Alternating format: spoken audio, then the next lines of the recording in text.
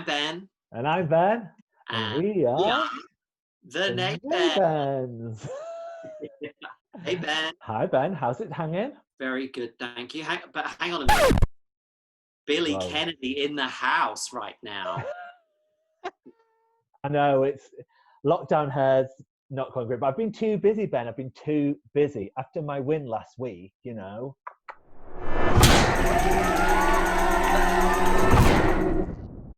Yeah, it's probably the weight of the crown that's kind of done that to your hair, isn't it? And to be fair, I would have had the crown on my head today, but let's just, I left it with the real Billy Kennedy.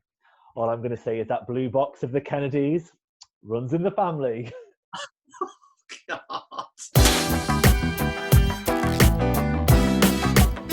So anyway.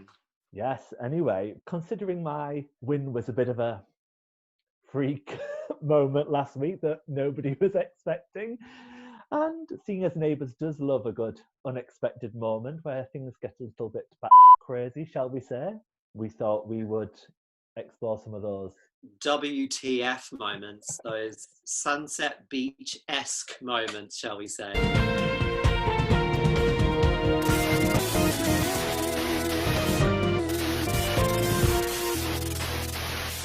Bombs away.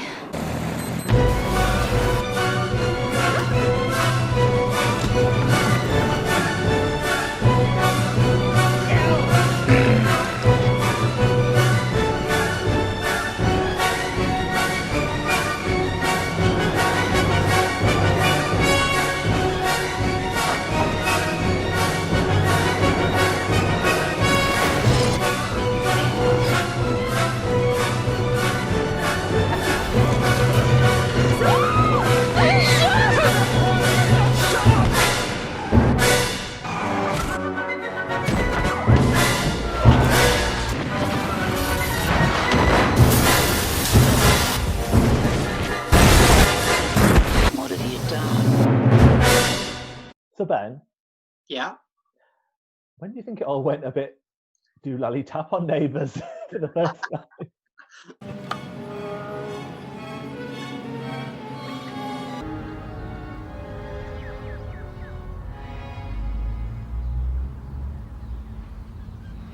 Better. Well, a lot of people will say that the moment that Neighbours kind of really ramped up the Sunset Beach style drama was the kind of mid-noughties. The return of Paul Robinson kind of signalled the start of these really high energy, over the top, shock value stories. Yeah, it's like he came back, blew up Lassiter's, poor Harold's Cafe, poor bloody Lou's place it was at the time. Max, be careful! Harold found it! No message! Yeah, like he really came back a different person. He was like a panto cartoon villain, wasn't he? And he corrupted everyone he could get his hands on. He kind of like Izzy, Dylan, Ned Parker. They were all on board for the fun bus.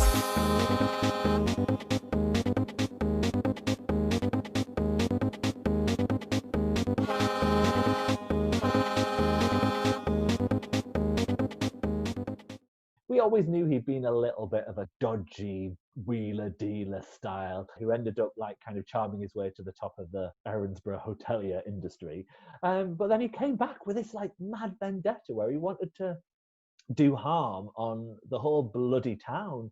Like he poisoned the water, Yes. so that he could like get everyone to sell their houses. He killed Gus Cleary in the Lassiter's explosion.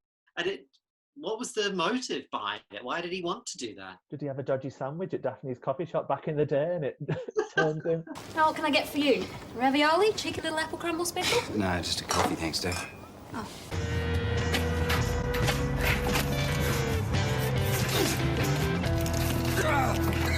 Wasn't like it was against a person from his past. He was just like, no, Erinsborough, I'm going to bring it down.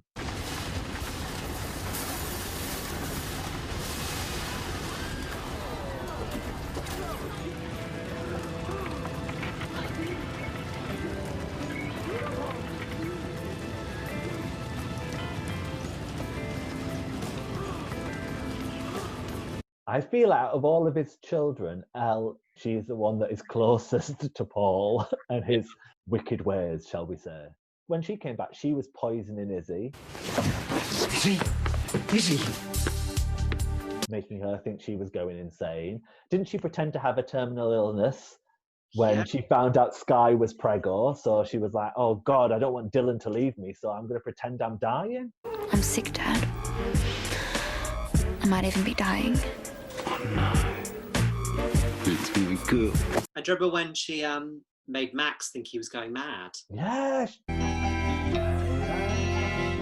Charlie? It caused him to disappear from the street for good. Who was Steph Scully? Just had to get her in there. And then he had that fling with Ileana Bishop, didn't he? That was very out of character for her. That was a lovely family, the Bishop family. They had their problems. Svetlanka for one. She was a matriarch and a half, that one, wasn't she? Oh, those eyeballs. She could kill you with those eyeballs, couldn't she?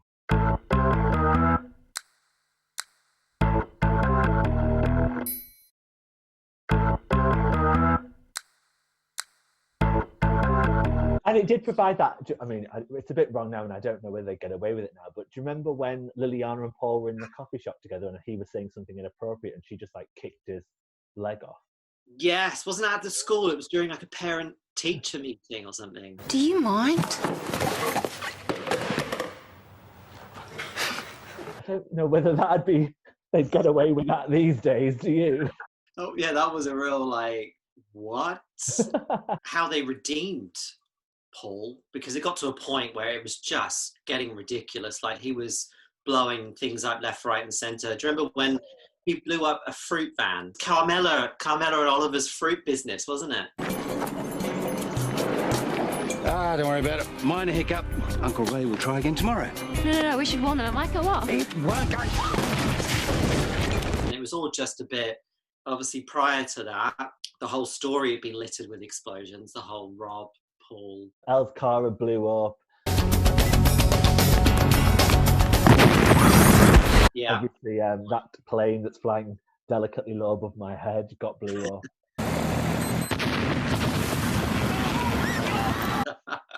I mean, it comes to something when there's more bombs going off in the street than there are sangers on a barbecue.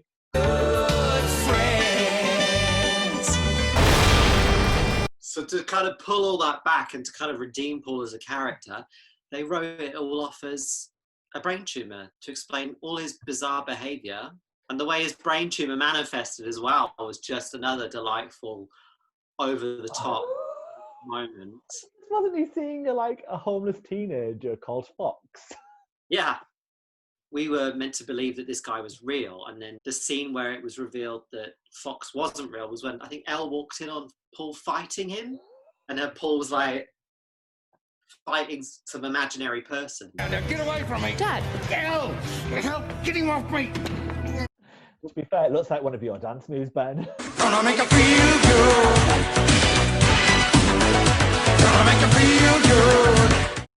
And also, Fox was played by Tim Phillips, a.k.a. Daniel Robinson. Yeah. So I have seen like theories online that Paul saw him as a brain tumor was because obviously Daniel Robinson did exist in the Erinsborough universe.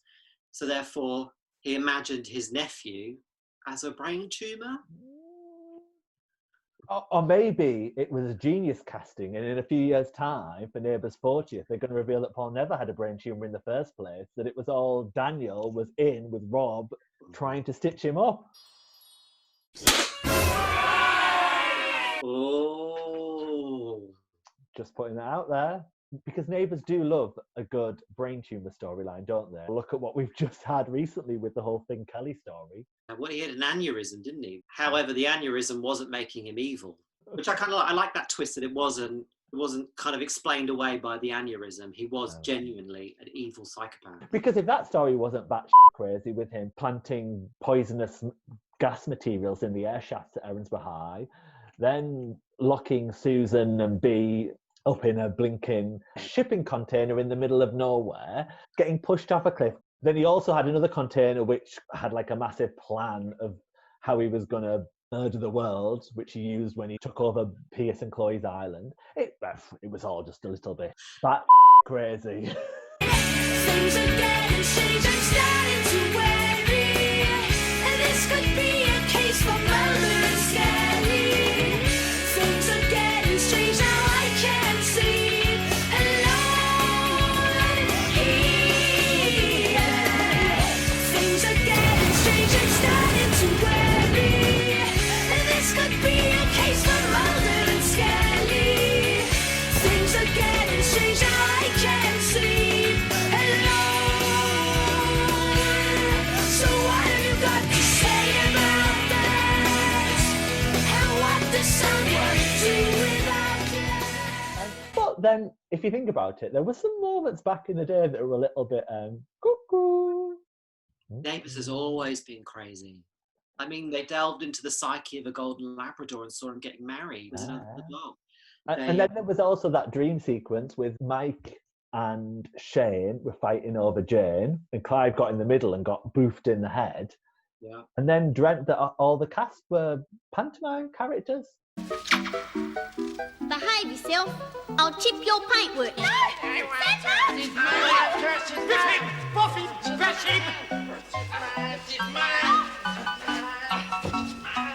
Someone was on drugs when they were writing that episode.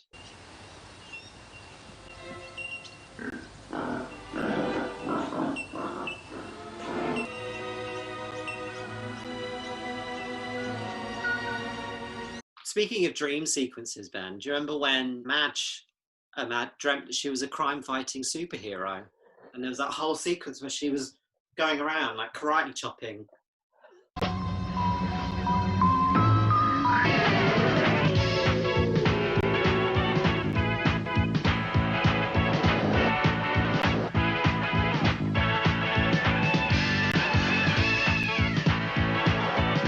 To be fair, she doesn't need the karate chopping because she, with that mouth on her, Jesus, she can put a fear of God in anyone with some of the tongue lashing she's given over the years. These are only 2 feet tall, you stupid woman! Don't call me stupid, Jim Robbins, and I'll climb this fence and flatten you. Oh. And then let's not forget Mrs. Mangles.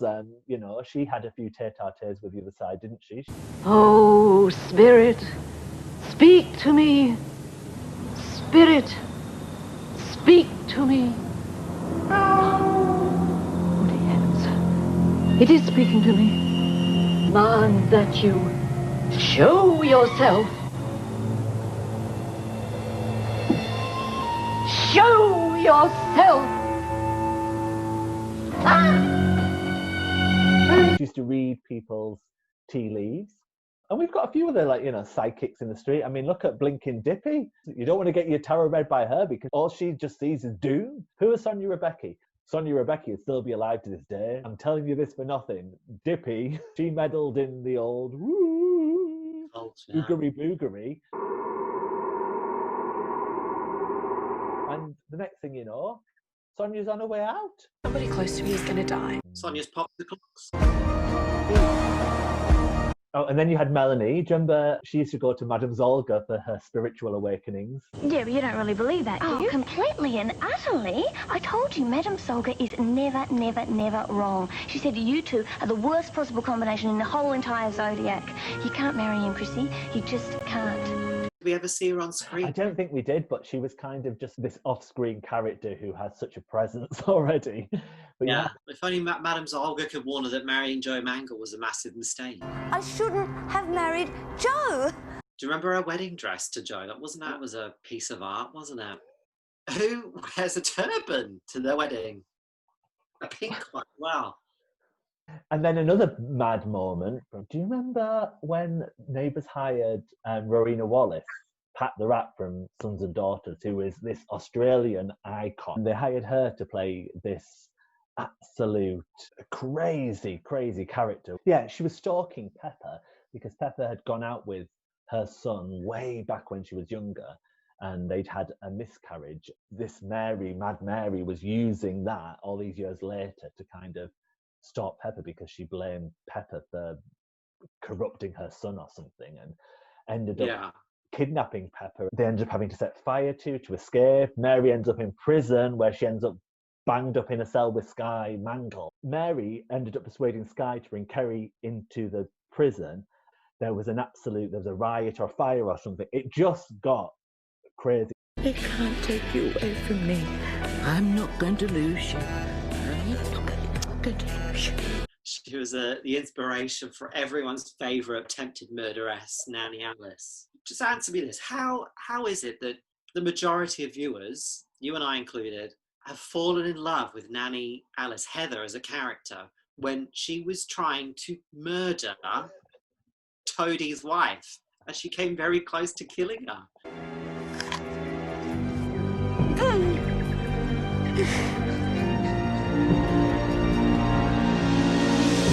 I think it's all in the performance. Kerry Armstrong just delivers every time. And I think because she camps it up and she plays it to such an extreme level, it makes us love her.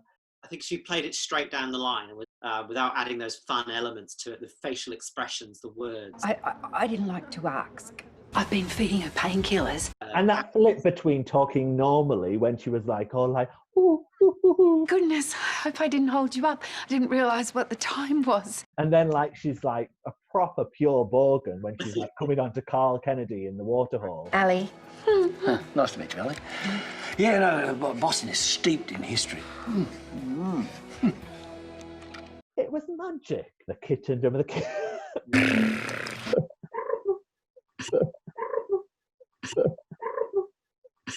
And then the whole redemption storyline now we've got with her, where she's building that relationship with Dee. She's not, evil anymore. She's not out to get anyone. We're just seeing a different side to her, a more human side to her. And that's just making us love her even more. Yeah.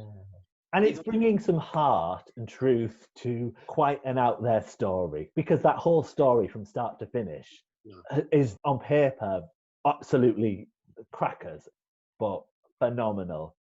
But Dee's Back from the Dead story, where she was on the run from gangsters and it was all to do with her sister and her boyfriend and all that stuff. I don't think that was the best Back from the Dead story we've ever had. Obviously, we've got the original Next to You. Harold! Harold! Harold!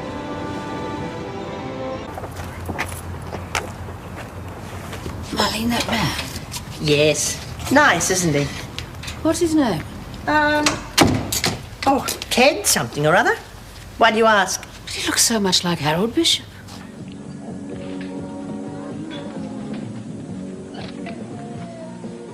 Harold? Sorry? Because it was the first kind of Back from the Dead story, and that was probably the most believable story we've had. But then people were so desperate to have Madge and Harold back together. The viewers were just lapping up that this iconic couple were back. Yeah, I think that when the payoff is as good as that, we're willing to kind of buy into these more outlandish storylines like Harold's and Dee's. Yeah, they're not the only ones to have come back from the dead, though, are they? There's Mark Brennan came back during the eclipse. Oh yeah. Zeke Kinski. Steph's ex Woody. Oh, Sean as well. That the less said about Sean. Oh, and then also, Harold. Who else almost came back from the dead? Kerry.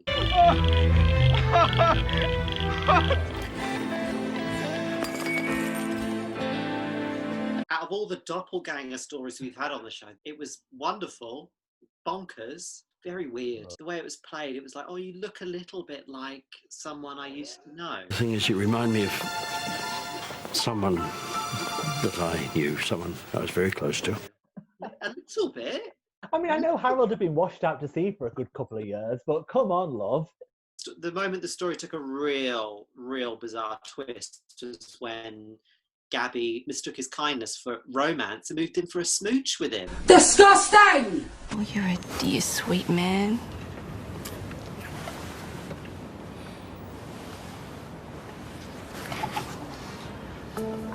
I mean, that kiss, that moment was up there with Sue and Lou having a snog. Well, we've already talked about this, Ben. They did not Snob. Let's leave that in the past, yeah? How about we play a game of guess the neighbour's character? You've got 1 minute to guess who the other person is thinking of using only yes, no questions. And the person who does it in the fastest time wins.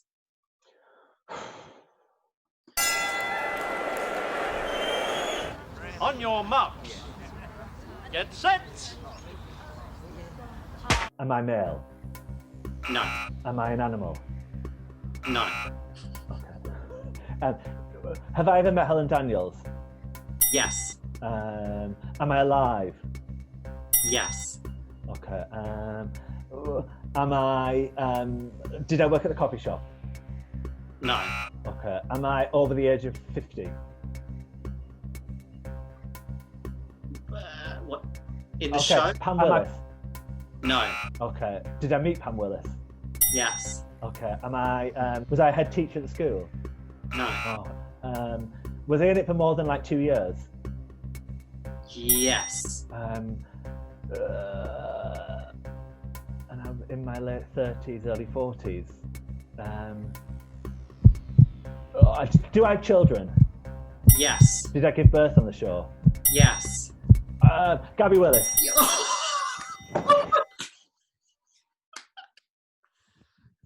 2 seconds to spare. How did you do that? On your marks. Get set. Go. Am I male? No. Have I slept with Paul Robinson? No. Did I get married on the show? No. Am I a high-powered businesswoman? No. Did I work in the coffee shop? Yes, you might have done. Did I die in the show? No. Did I work in the waterhole? No. Did I know Paul Robinson? No. Oh my god. Did I live on the street? Yes. Do I have children? No. Am I Faye Hudson? No.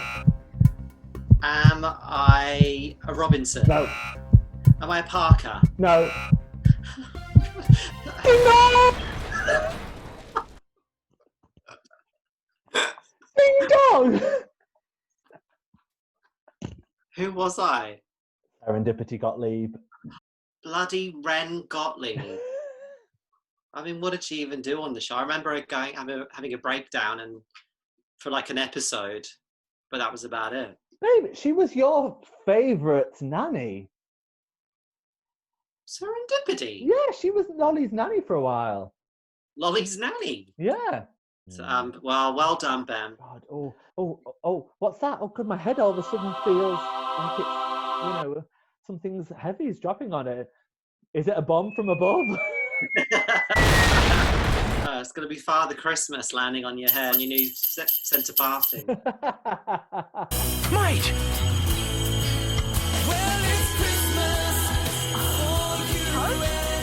It wouldn't be an episode about over-the-top bizarre moments if you didn't bizarrely win again.